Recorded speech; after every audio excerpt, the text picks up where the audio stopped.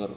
ఒక్క నిమిషం భరత్ గారు, యా ఇప్పుడు రాష్ట్రంలో ఉన్న కాంగ్రెస్ గాని, ఒరిజినల్ గా కాంగ్రెస్ పార్టీ గాని, రాజీవ్ గాంధీ ఏ ఆశయాలతో 73rd 74th కాన్స్టిట్యూషన్ అమెండ్మెంట్ పెట్టినారో, తర్వాత యాంటీ డిఫెక్షన్ లా పెట్టినారో, వాటిని బొందబెట్టే కాంగ్రెస్ పార్టీ తయారైంది.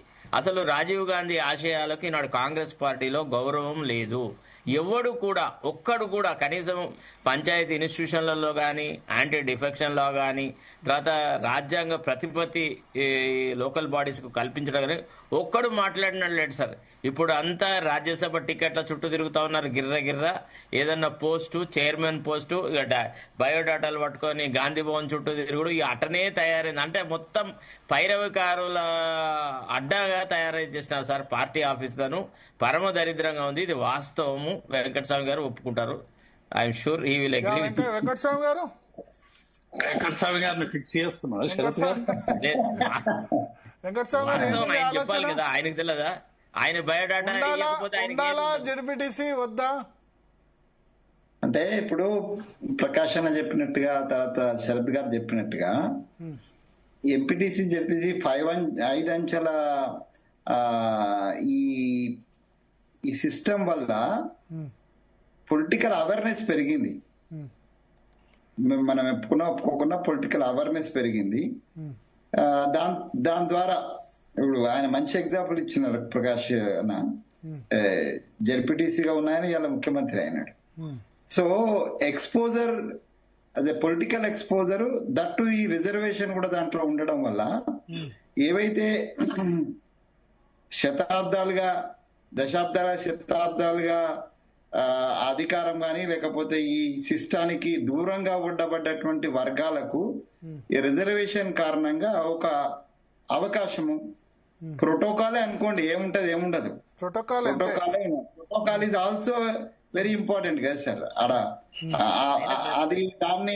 దాన్ని కూడా లేకుండా చేయడం అనేటువంటిది నేనైతే ఏం సమర్థించను. సరే, మరి పార్టీ ఎట్లా ఆలోచిస్తుందో, లేకపోతే మాకు ఇంతవరకు అయితే మా పార్టీ లెవెల్లో ఏం చర్చ జరగలే, స్టేట్ ఎగ్జిక్యూటివ్ లో కానీ దీంట్లో కానీ. రేవంత్ రెడ్డి ఏమన్నారంటే మేడ్చల్ జిల్లా పరిషత్ రద్దు చేశారు. ఎందుకంటే జిల్లా చైర్మన్ ఉన్నప్పుడు అక్కడ పోతానట 5గురేనట, 5గురికే ఒక జెడ్పీ చైర్మన్ అని చెప్పి మేడ్చల్ మొత్తం మున్సిపాలిటీ చేశారు. ప్రాక్టికల్ ఎక్స్పీరియన్స్ ఎంపీగా ఆయన అటెండ్ అయితే ఆ జెడ్పీ జిల్లా పరిషత్ రద్దు చేసి అక్కడ అన్ని మున్సిపాలిటీ చేశారు. సో మేబీ వెళ్ళొచ్చు. మరి కాసేపట్లో బ్రీఫింగ్ కూడా ఉంది కేబినెట్ ది. ఒక విషయం భరత్ గారు, దేవిప్రసాద్ గారు చెప్తారట. ఒక్క మాట భరత్ గారు. చెప్పండి. కత్తి వెంకటస్వామి గారు ఏదైతే ఎక్స్పెక్ట్ చేస్తున్నారో పార్టీలో చర్చిన తర్వాత ప్రభుత్వ విధాన నిర్ణయాలు వస్తాయి, ఇదంతా ఇది నమ్మశక్యంగాని మాట సార్. పార్టీలో చర్చ లేదు, దుబ్బలేదు, అంతా రేవంత్ రెడ్డి ఏం చెప్తుంది. డూడు బసవన్నల వ్యవహారం అక్కడ.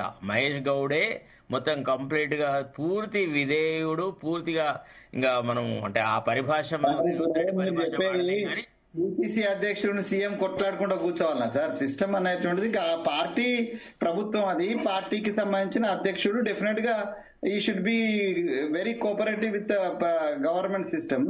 గవర్నమెంట్ సిస్టమ్ ని మేము గాంధీ భవన్ తీసుకొచ్చే ప్రయత్నం చేస్తున్నాడు. మీరు అది ఎందుకు అప్రిషియేట్ చేయరు? మంత్రులను తీసుకొచ్చి గాంధీ భవన్ లో కూర్చోబెడుతున్నాము. ఒక విషయం ఏం లేదు, మేము అంతా డూడు బస్సు అంటే ఎట్లా సార్?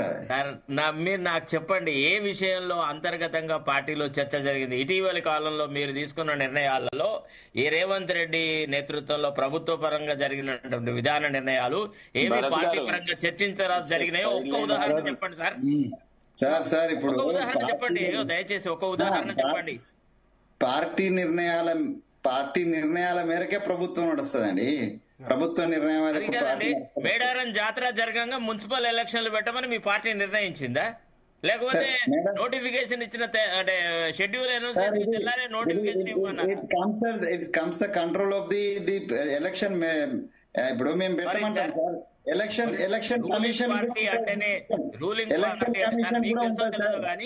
ఎలక్షన్ కమిషన్ కూడా డిస్కషన్ ఉంటది, ఎప్పుడు పెట్టాలి ఏందనేటువంటిది. ఎలక్షన్ కమిషన్ కూడా ఆలోచించుకోవచ్చు.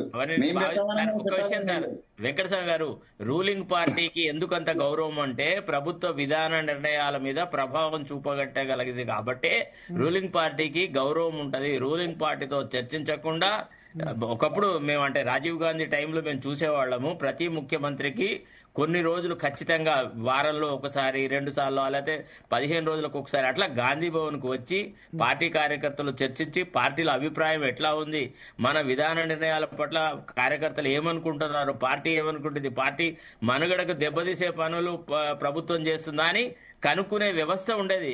ఇవాళ మీరు అది ఉందా? ఒకసారి దయచేసి గుండె చేసుకొని చెప్పాలి మీరు. అంతేగాని ఒట్టి ఏదో చర్చలో పార్టిసిపేట్ అవుతున్నాం, మేము ఏం మాట్లాడితే రేవంత్ రెడ్డి ఏ రకంగా భావిస్తాడు అనే యాంగిల్లో మాట్లాడు.